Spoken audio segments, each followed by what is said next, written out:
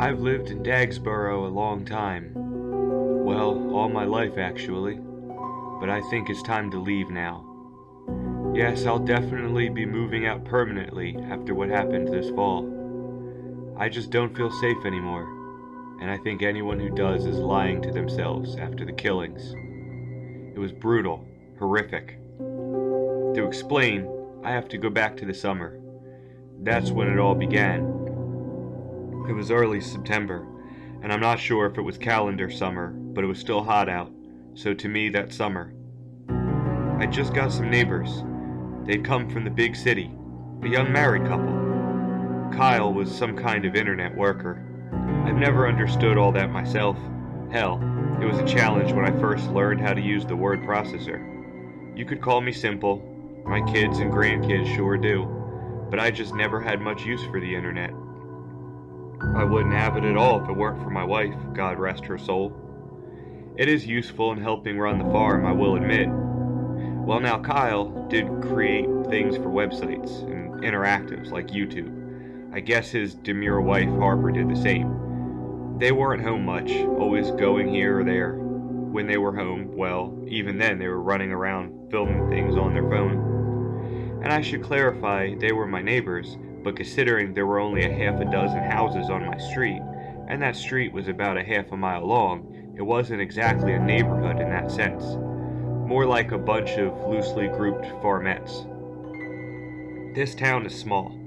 Near enough a bigger town to be comfortable with its amenities, if you so choose. But we're pretty isolated here, and some of the folks are still pretty traditional in their way of thinking. That's why growing up I always had a healthy sense of discipline and how to behave with respect. Not only was it literally beaten into me and anyone else who grew up around these parts, but if you needed a further incentive to behave than a hickory stick, there was the woods. Stories abounded about the woods, depending on who you asked. Growing up in the 50s, with no gadgets to amuse themselves, the children flocked to the woods. Things aren't much different nowadays. I guess you could consider us behind the times, backwards you might say. But the woods was everything when you were a kid. Fantasyland away from the grown-ups, chores and responsibilities. It was whatever you wanted it to be. See, having an imagination was a prerequisite. That was in the daytime. Yeah, in the daytime the woods belonged to us. We had our parts, the grown-ups had their parts for hunting, fishing, or romantic exploits. The people of the daylight, that was us. Because you just didn't want to be there after dark, and that was a plain fact. Even dusk would be calling it close, and you could feel the energy change. I myself experienced that once, and once was enough for me. At night, if even half the stories were to be believed, primal forces beyond the understanding of mortal man roamed free with full license to seek the ruin of souls. And it wasn't even so much a question of staying out of the woods. For most, it was a matter of not even venturing out of their houses. Back in the nifty 50s and 60s, we were a one-street town. School, church, the bank, post office, diner, a tavern, small motel. Sure, there were a few other establishments, but the point is, if you weren't on Main Street, you were near the woods. It was best to stay indoors. Even the most skeptical grown-up in town wouldn't venture outside after dark. If someone else ever made a comment about it, something along the lines of, "Hey Jonesy, I thought you didn't believe in all that stuff," it would be met with a shrug, and that it was better to be safe than sorry. See, we all really believed in the fear, to one degree or another. And even the most dire of circumstances, you didn't take going outside after dark lightly. Still, for all the terror that spread like a virus, I don't recall anything happening to anyone. Well, at least not to those who tried to observe the rules. I remember Eddie French, a local bad boy, right down to the leather jacket and semi-restored muscle car. He and his single dad had moved here from California, and neither of them paid much attention to the self-imposed curfew of Dagsboro. Eddie was always trying to score with the ladies. He seemed an adult to me, but then again, I was 8 at the time.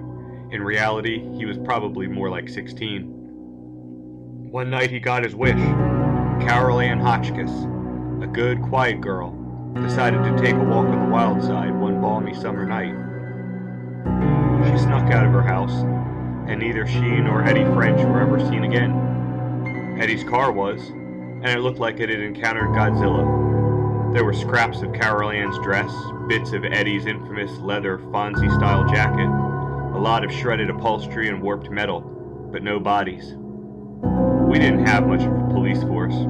There was no slick-talking detectives, no whiz investigators. Even so, I'd imagine our sheriff knew how absurd he sounded when he suggested the teens were abducted by some sex-crazed psycho. That'd be some psycho that could restructure a Pontiac with his bare hands, not to mention the gouges in the metal that looked like claws. That'd be almost impossible to do to a modern car without tools, but cars back then were built to last. There were others, like Eddie French. They came and they went, always accompanied by some half-baked explanation that was only plausible if you wanted it to be plausible. And when they did disappear, it was always either in connection with their being out after dark, messing around, or having disrespected the woods in some way.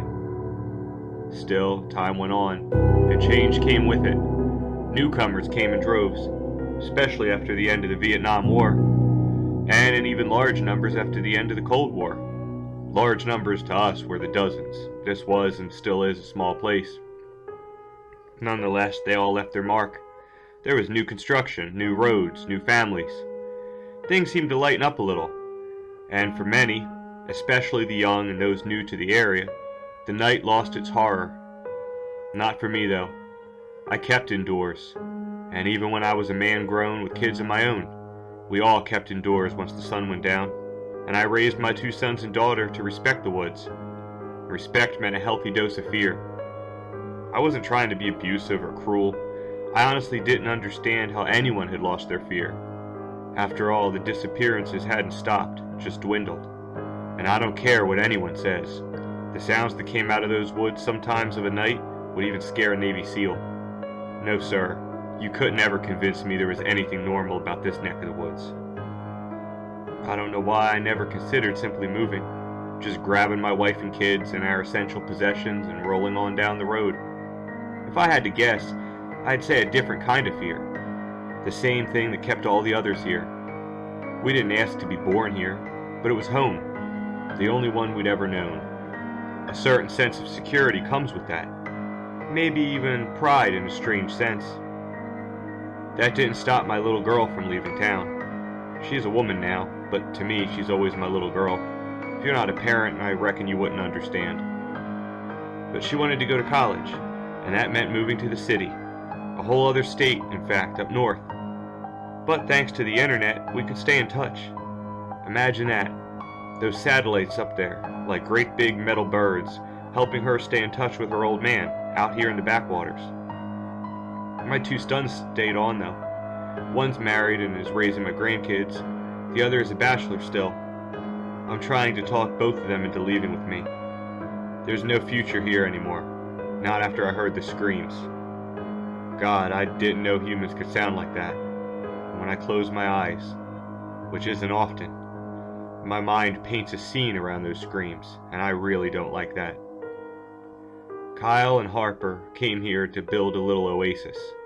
It was cheap, semi-isolated, but still near enough modern life so as not to inconvenience them. I don't mean to sound disrespectful, but I can't bring myself to think on what they were doing as work exactly. In the traditional sense, it sure wasn't, but somehow they were making money. The way Kyle explained it to me, the things they filmed, content he called it, was what generated the income. Well, those two sure made a lot of content. Traveling, how-tos, where they could hack lives, whatever that means. He said he made videos based off other people's videos, doing reviews. It seemed there was many things to create when it came to content. And that was how all the bad things began. Harper was the one to suggest it. Start using the woods in a series of videos. Their friends back in the city hadn't really seen the woods before. For that matter, neither had Kyle and Harper. Considering their house was about 100 yards from mine, we saw quite a bit of each other, and I tried to tell them about the woods. I guess I seemed like a stereotype out of a movie to them, the old villager, warning the outlanders. At first I think they thought I was insane. But as the days went on and they saw me with my son and grandkids, they realized I was just a regular family man like anyone else. However, my warning still fell on deaf ears. I just became a sweet but misguided old man to them. The good thing was they never showed any interest in being out after dark. Like Kyle said, nighttime was for editing. This was good, and even though he didn't realize or appreciate it, it kept him and his wife safe. That was until the day of their picnic video.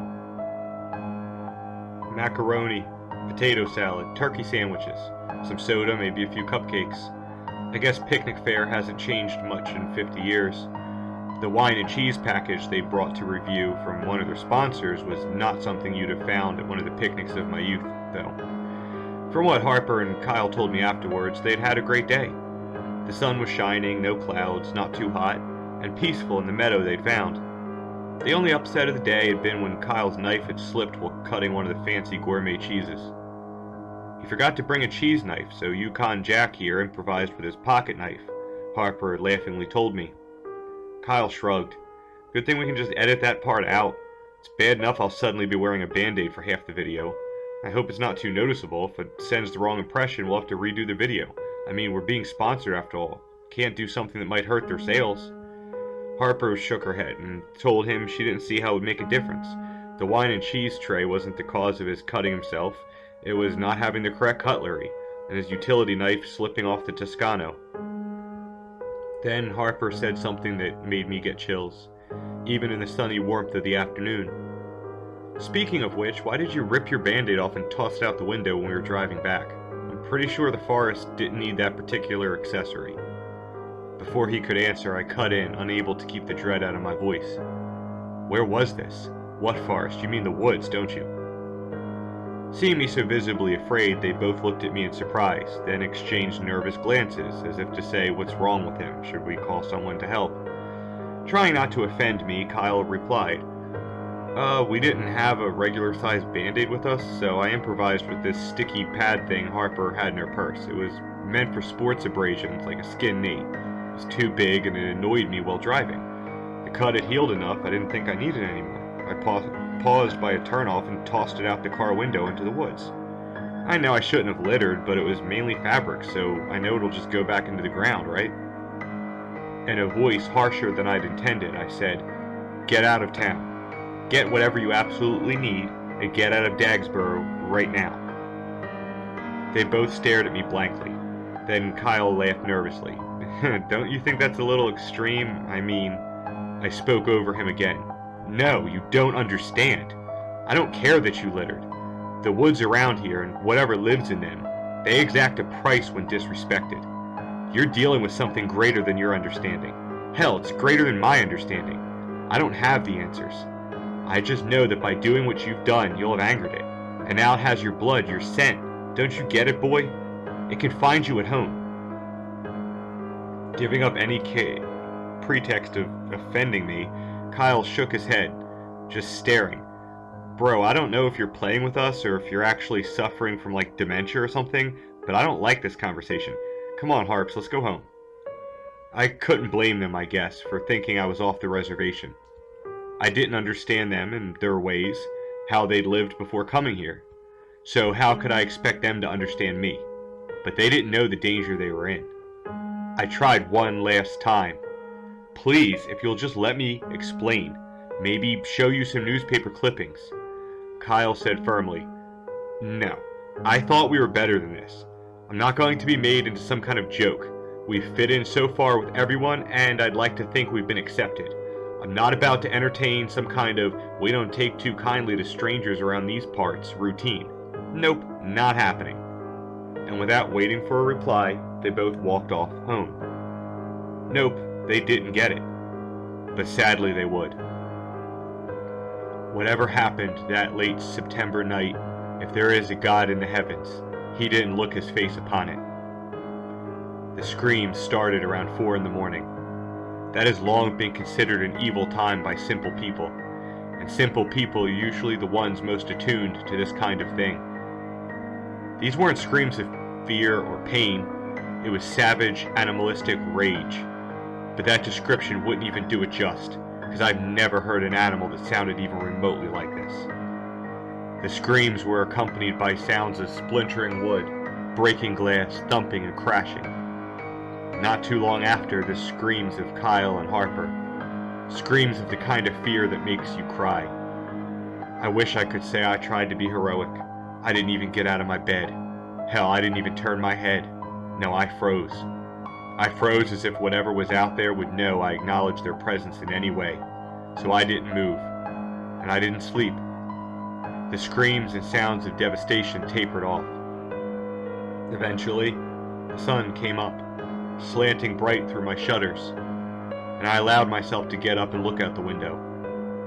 What I saw would almost give credence to what became the official explanation: a localized EF3 tornado. Of course, we all knew that was a lie. The weather was clear, there wasn't a puff of wind. Besides, I'm not sure as we've ever had a tornado in Dagsboro. To look at their house, you couldn't tell. Of course, upon closer inspection, you'd realize the only way that tornado could have formed would have been inside of their house. Overall, the house was still standing, but furniture lay scattered around the property, apparently ejected through the windows, walls, and roof like spent shell casings. The porch had collapsed, and the old stone steps found themselves in the middle of the road. This time, however, there was no disappearance. According to Sheriff Gillespie, Kyle and Harper were found in the residence, pieces of them, scattered between what was left of the upstairs and downstairs. He had to call in the state boys. And the rumor is, maybe they won't be accepting the sheriff's explanation of that tornado after all. I'm not sticking around to find out. I grabbed a few essentials and I checked into a room atop the tavern. If my sons and grandkids don't want to leave town with me, I don't know if I can leave them in this place, but I don't know if I'm brave enough to stay. The woods crossed a line. This time they came to someone's home to settle an account of disrespect. And I just know that somehow things are going to be worse from now on.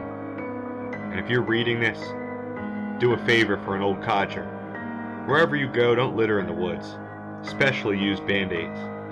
That little piece of your civilization, creating a link between you and them, they don't like it. They don't like to be reminded of civilization, I think. And no matter how far away you go, it just may follow you.